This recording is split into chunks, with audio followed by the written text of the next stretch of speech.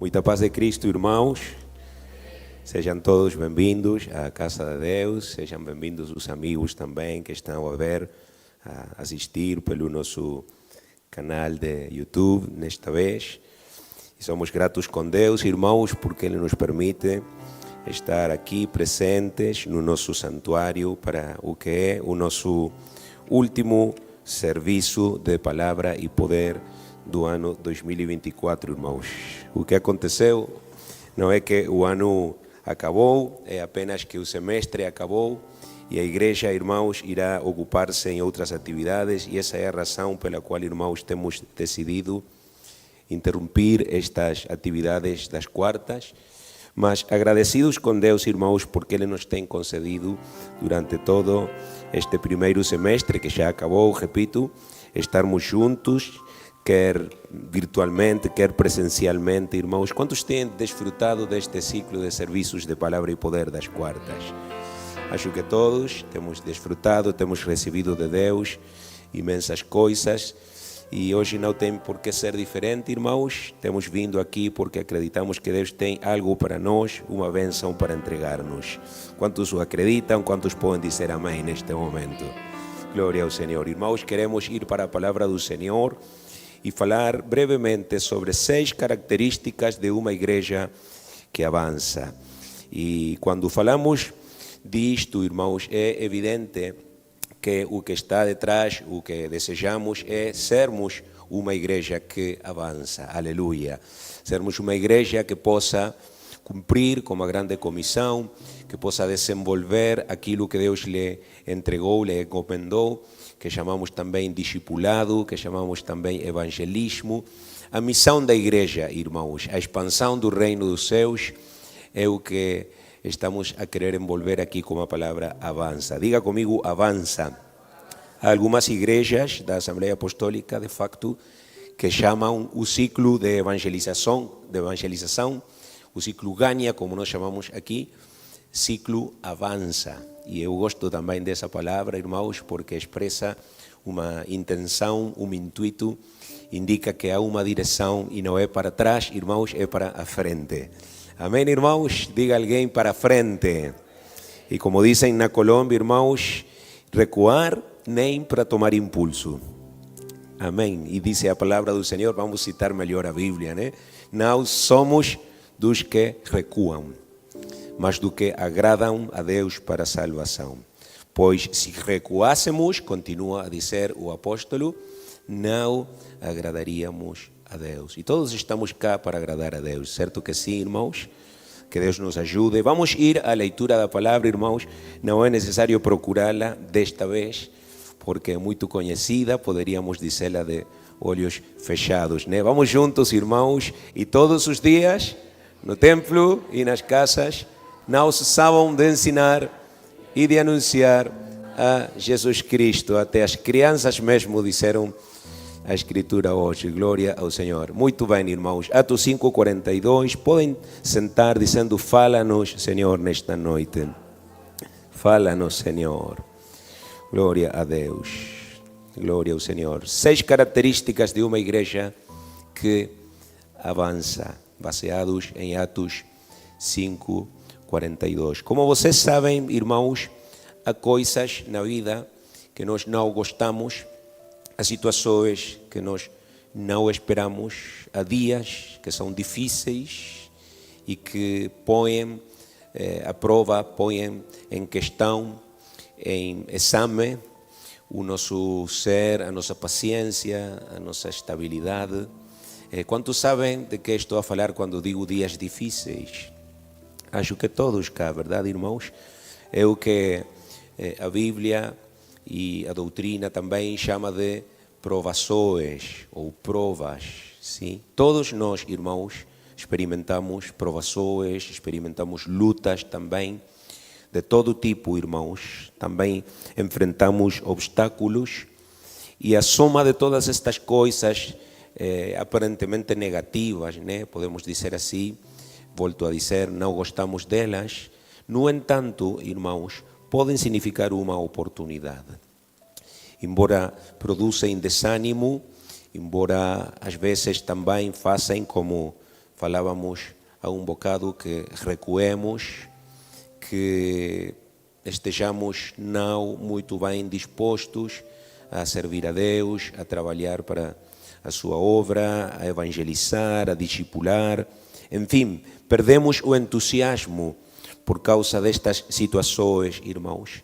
Mas, de acordo com os primeiros capítulos do livro de Atos, que vamos ler em algumas partes, a igreja primitiva, apesar das muitas provações que experimentou, apesar das perseguições terríveis que sofreu, irmãos, conseguiu experimentar um avanço muito grande. Podemos dizer, conseguiu um crescimento milagroso. Não há outra palavra ou adjetivo para descrever o que aconteceu aí no livro de Atos com a igreja nos primeiros capítulos.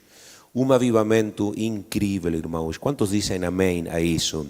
Vamos ver então, irmãos, 7 características, ou poderíamos também chamá-las de fatores que influíram, que serviram como catalisador, permitindo àquela igreja converter as suas lutas, as suas provações, os seus obstáculos em uma oportunidade para avançar na sua missão de estender o Evangelho aos perdidos. E antes de ir para o primeiro fator ou característica, permita-me dizer, irmãos, que os pessimistas veem uma dificuldade em cada oportunidade, mas os otimistas veem uma oportunidade em cada dificuldade. Não é a mesma coisa, sim? Isso foi o que aconteceu precisamente com a igreja primitiva, irmãos.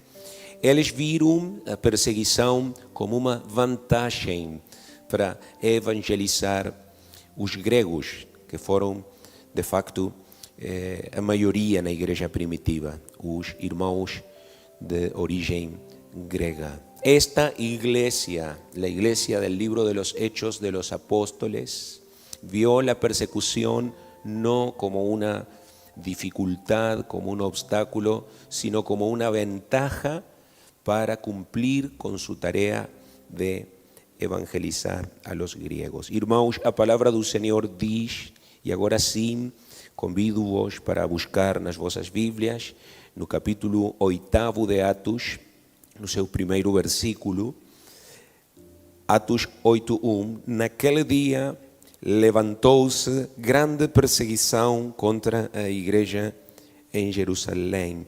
Vou repetir, grande perseguição. Imagina o que significa isso, irmão, irmã?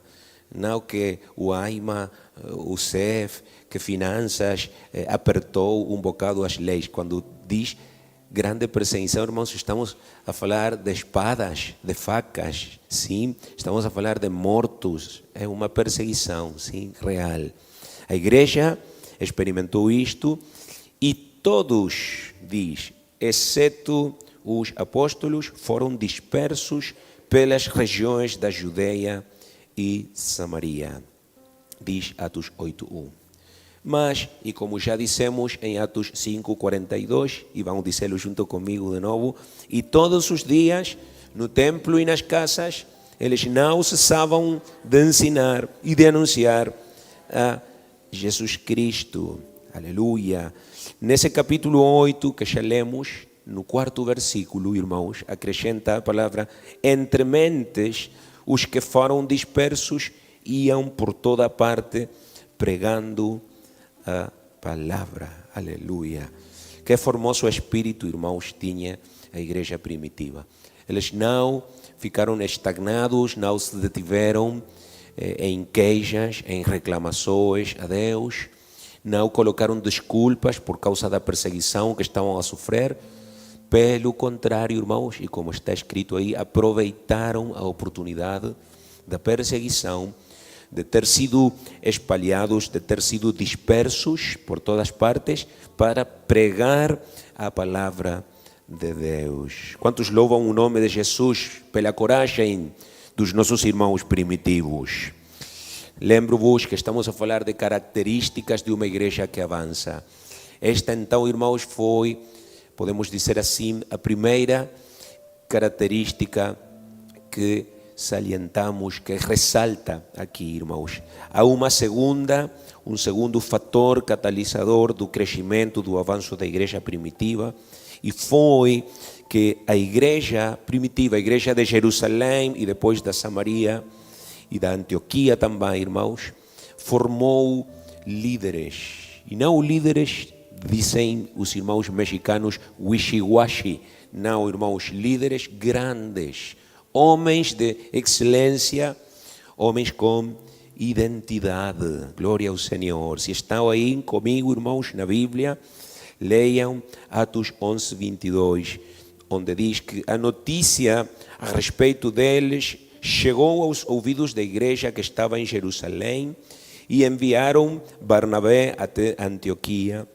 Tendo ele chegado e vendo a graça de Deus, alegrou-se e exortava a todos a que com firmeza de coração permanecessem no Senhor, porque era homem bom, cheio do Espírito Santo e de fé, e muita gente se uniu ao Senhor. E partiu Barnabé para Tarso à procura de Saulo, tendo-o encontrado, levou-o para Antioquia, e por todo um ano se reuniram naquela igreja e ensinaram numerosa multidão. Em Antioquia foram os discípulos pela primeira vez chamados cristãos. Aleluia! Eu não sei quantos já sabiam que o título cristã nasceu aí, na igreja de Antioquia. Mas o segredo, irmãos, do grande desenvolvimento desta igreja, do seu sucesso no cumprimento da grande comissão, radicou em que esta igreja tinha uma grande equipa de líderes. Podemos dizer, irmãos, que Antioquia replicou muito bem, talvez não perfeitamente, mas muito bem, o modelo de Cristo, o qual também dedicou-se, a maioria do tempo do seu ministério terrenal, a formar líderes, a formar os seus discípulos, aos quais chamou apóstolos, que significa enviados. E era o que esta igreja, irmãos, tinha percebido que devia fazer e de facto fez. Preparou líderes e depois os enviou. E um deles, irmãos, precisamente foi quem até esse momento chamava-se de Saulo, e depois, ao sair de aí, não quero adiantar a mensagem, mas quando ele sai daí, irmãos, converte-se em breve tempo no apóstolo Paulo, porque ele também foi um enviado. Estão comigo, irmãos? Leiam também, irmãos, no capítulo 13, no versículo 1, estamos no segundo fator, na segunda característica, uma igreja que formava líderes.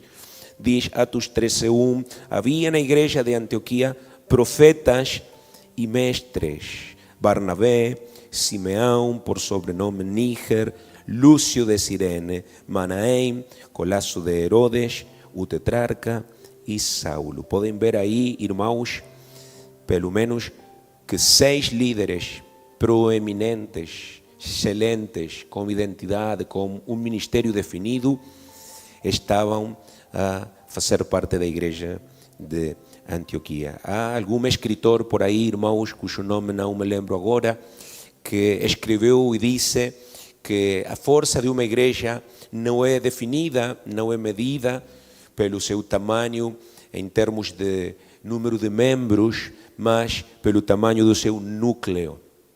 Portanto, pode ter uma igreja, irmãos, com muitas pessoas, mas com um núcleo fraco, e essa não é uma igreja com muito potencial para crescer mais, para permanecer. E também pode ter uma igreja, irmãos, que não é muito grande ainda em termos numéricos, mas que tem um núcleo forte. E essa é uma igreja que tem grande potencial para o crescimento e o desenvolvimento. O tamanho da igreja, irmão, o define, na verdade, o seu núcleo. Aliás, a sua liderança. E é muito importante, irmãos, nós adotar esta característica aqui na MAP. Ser uma igreja que forme líderes, quer sejam homens, quer sejam mulheres, que sirvam a Deus com excelência. Alguém diga excelência. Dentro destas 6 características de uma igreja que avança, irmãos, temos também a característica, a qualidade de um coração evangelizador. Vamos recuar para o capítulo 11 de Atos novamente, no versículo 19, irmãos, estamos a fazer uma recorrida pelo livro de Atos, na primeira metade dele, e diz, Atos 11, 19, que os que foram dispersos por causa da tribulação que sobreveio a Estevão se espalharam até a Fenícia, aleluia, Chipre, que é uma ilha, e Antioquia, que já temos mencionado, não anunciando a ninguém a palavra, senão somente aos judeus.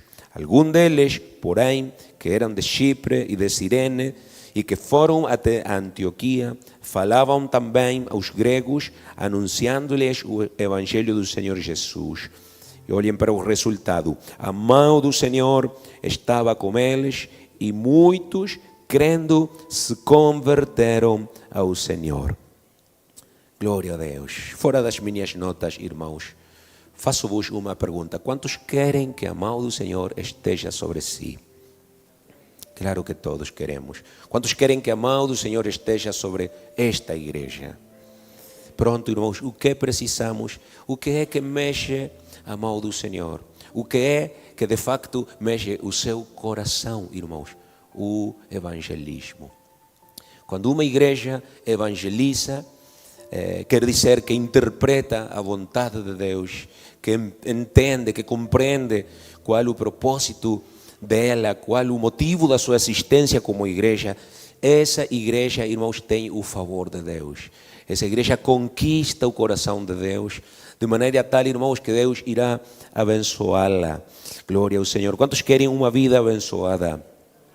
Peçamos a Deus, então, um coração evangelizador, porque isso é sinônimo de uma vida abençoada. Glória a Deus. Levante a sua mão aquele que quer ser um evangelista, um ganhador de almas. Aleluia. Amém, irmãos. Essa é uma característica muito importante, não apenas de igrejas que avançam, mas de cristãos que avançam também, individualmente. Vamos para o quarto assunto, a quarta característica, irmãos, é um espírito generoso. Já não sei quantos vão gostar desta, mas é o que a Bíblia ensina que a igreja primitiva teve. Um espírito generoso. Já temos falado imenso no mês passado sobre generosidade. Agora vamos ler, irmãos, em Atos 11, 27 até o 30, onde diz que naqueles dias desceram alguns profetas de Jerusalém para Antioquia e apresentando-se um deles, chamado Ágabo, dava a entender pelo Espírito que estava para vir grande fome por todo o mundo, a qual sobreveio nos dias de Cláudio. Os discípulos, cada um conforme as suas posses, resolveram enviar socorro aos irmãos que moravam na Judeia, o que eles, como efeito, fizeram, enviando-o aos presbíteros por intermédio de Barnabé e de Saulo.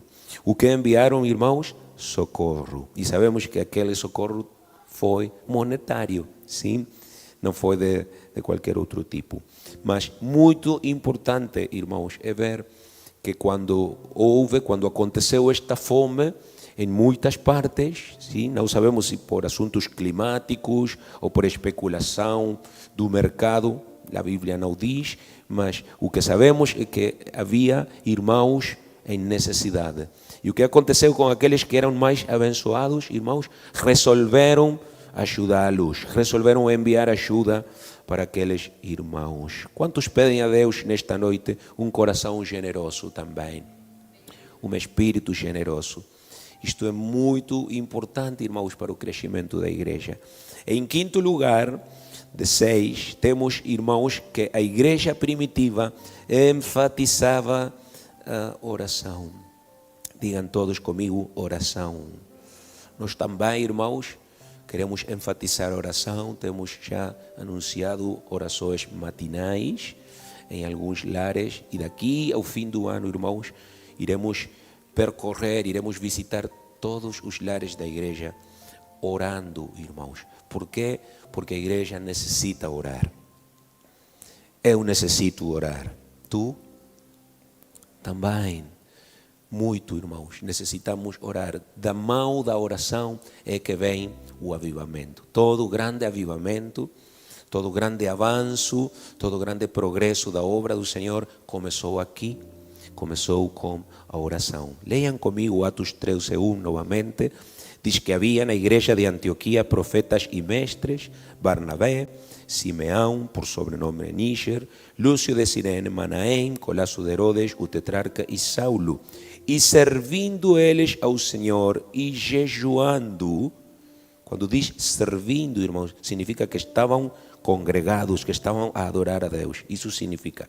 E jejuando, disse o Espírito Santo: separai-me agora, Barnabé e Saulo, para a obra a que os tenho chamado. Então, jejuando e orando e impondo sobre eles as mãos, os despediram. Eu quero sublinhar aqui, irmãos, salientar o facto de que este chamamento, que esta decisão do Espírito Santo de enviar estes dois homens a pregar o Evangelho a outras partes, aconteceu, decisão foi tomada, irmãos, no meio da oração e do jejum da igreja. Ali, nesse momento, nesse instante precioso, Deus falou para a igreja. Aleluia. Alguém diga: fala-nos, Senhor. Quantos querem que Deus fale à sua igreja? Que Deus fale às suas vidas, que Deus oriente o nosso caminhar, os nossos passos. Que formoso é, irmãos, quando a igreja está em oração, porque pode-se receber a orientação de Deus, e isso garantiza, irmãos, que não haverá perdas, que não haverá extravios, confusão, porque é impossível errar, irmãos, quando estamos a seguir a voz de Deus. Glória ao Senhor. Por último, irmãos, a igreja primitiva tinha uma grande visão. Olhem novamente para o versículo 2, onde já limos, irmãos, diz que servindo eles ao Senhor e jejuando, o Espírito Santo lhes disse: separai-me agora, Barnabé e Saulo, para a obra a que os tenho chamado. Quer dizer, irmãos, que eles não estavam estagnados no presente, eles estavam a ver o futuro glorioso que Deus tinha previsto, que Deus tinha preparado para eles. Em conclusão, irmãos, como filhos de Deus, quantos filhos de Deus há na casa nesta noite? Como servidores do Senhor Jesus Cristo e como atores que somos em diferentes partes desta igreja, em diferentes áreas, alguns líderes que estão aqui, outros auxiliares dos líderes, outros anfitriões de células de grupos vida, outros colaboradores em diferentes situações ou necessidades. Cada um de nós precisa de colocar a sua confiança em Cristo, embora a situação, irmãos, não seja a desejada, não seja a melhor, não seja a que esperávamos. Cada um de nós precisa de confiar no Senhor. Digo isto para mim em primeiro lugar, irmãos, e para cada um dos que estão a ouvir-me. Alguém diga junto comigo: preciso de confiar em Ti, Senhor Jesus. E precisamos confiar, irmãos, de confiar nas promessas do Senhor. O Senhor prometeu que o que semeássemos, colheitaríamos. Que se semeávamos escassamente íamos colheitar, mas se semeávamos abundantemente, complete a frase, abundantemente íamos colheitar. O Senhor prometeu, irmãos, que Ele seria quem daria o crescimento, não nós. Nós apenas plantamos, nós apenas regamos, nós apenas fazemos a nossa parte, a qual é mínima, irmão, sim, falar o Evangelho. O resto da operação, o resto da obra, irmãos, a faz o nosso Senhor Jesus Cristo.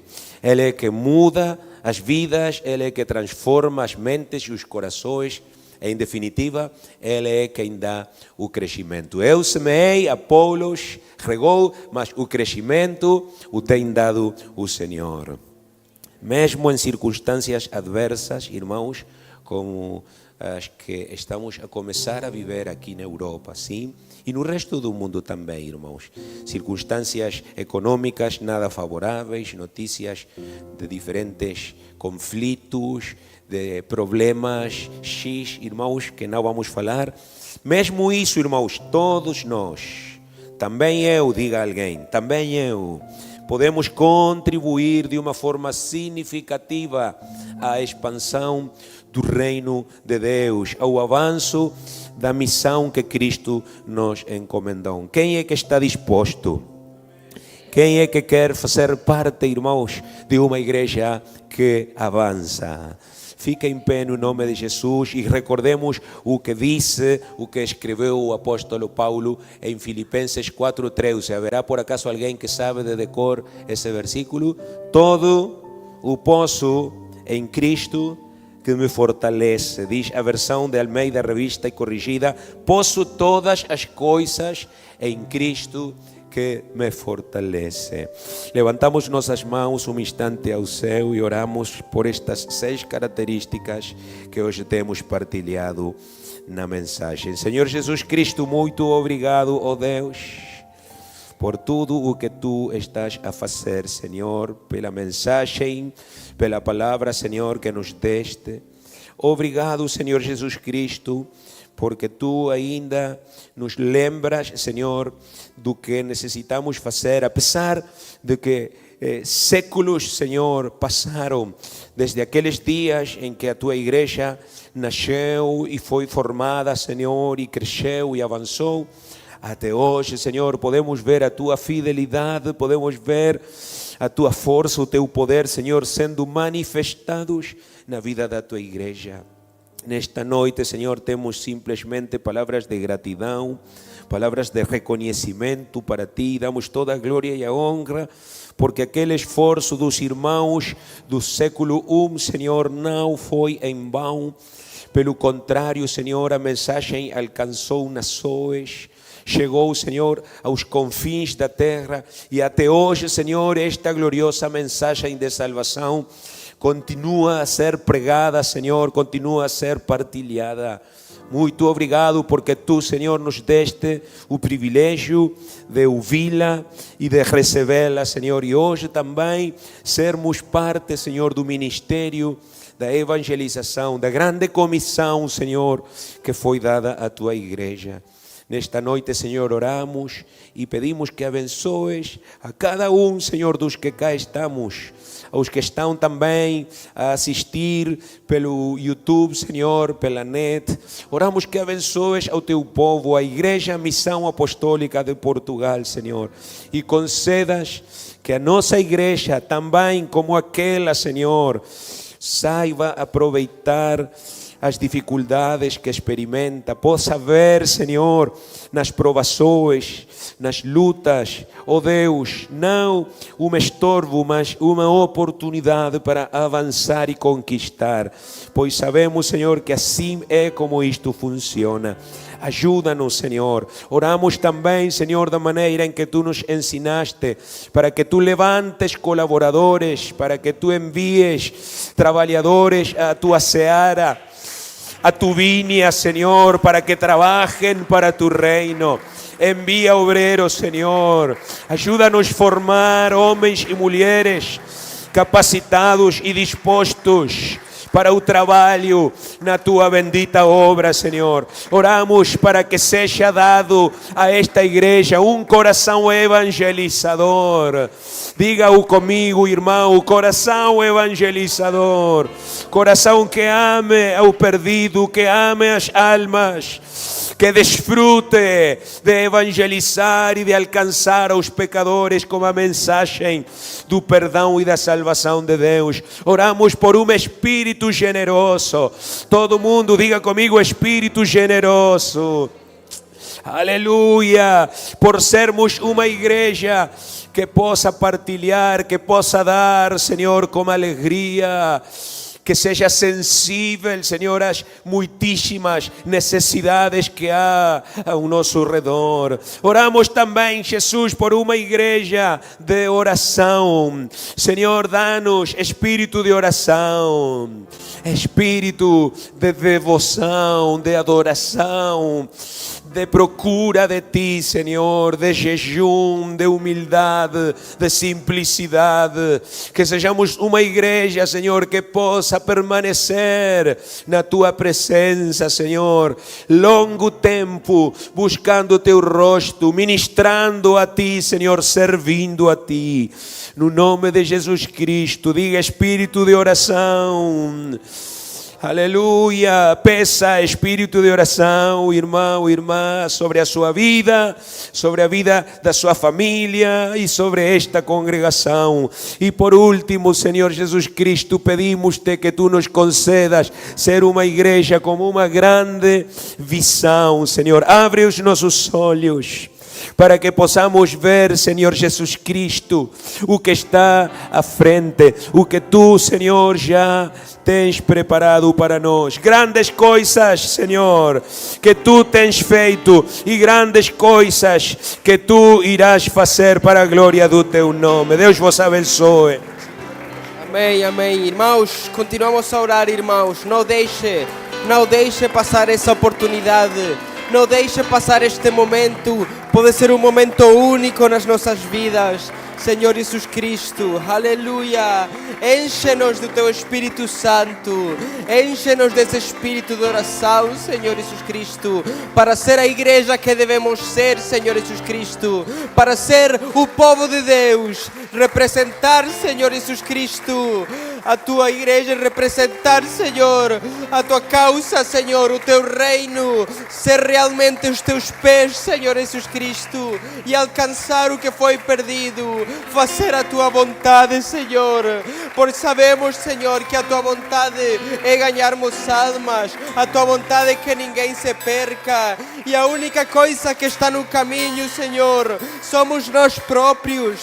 É a nossa vontade de dizer, eu o farei, Senhor, eis-me aqui. Diz, irmão, eis-me aqui, Senhor.